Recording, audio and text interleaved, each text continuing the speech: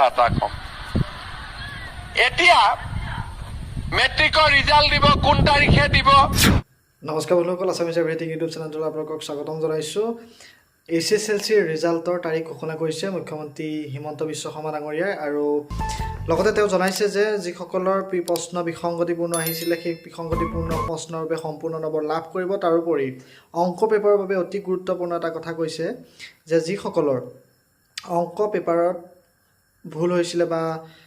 কিবা ডাউট আছিলে যে পাছ কৰিম নকৰিম তেওঁলোকৰ কাৰণে এটা ডাঙৰ সকাহ দিছে যে সকলোৱে পাছ কৰিব বুলি জনাইছে গতিকে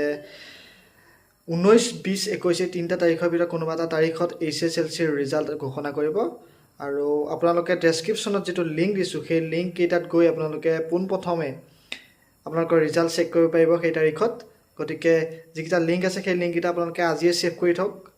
অফিচিয়েল ৱেবছাইট তাতো আপোনালোকৰ উপলব্ধ হ'ব মই সেই অফিচিয়েল ৱেবছাইটটো দি দিম আৰু লগতে চেবাৰ যিটো অফিচিয়েল এপ সেই এপতো উপলব্ধ হ'ব মই এপটোৰ লিংক তলত দি দিম আৰু মই দেখুৱাই দিছোঁ এই এপটো আপোনালোকে ডাউনলোড কৰি ল'ব আৰু ইয়াতো আপোনালোকে সেই ৰিজাল্টখিনি চাব পাৰিব লগতে মুখ্যমন্ত্ৰী ডাঙৰীয়াই কি বক্তব্য ৰাখিলে তাৰ এটা অডিঅ' আৰু ভিডিঅ' ক্লিপ মই ভিডিঅ'টোত সংযোজিত কৰি দিছোঁ আপোনালোকে এবাৰ চাই ল'ব এতিয়া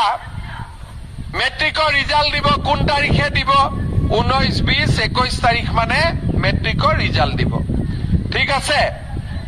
অংকৰ প্ৰশ্নখন টান আহা বুলি কৈছিল তথাপিতো পাছ কৰিব কোনো চিন্তা কৰিবলগীয়া নাই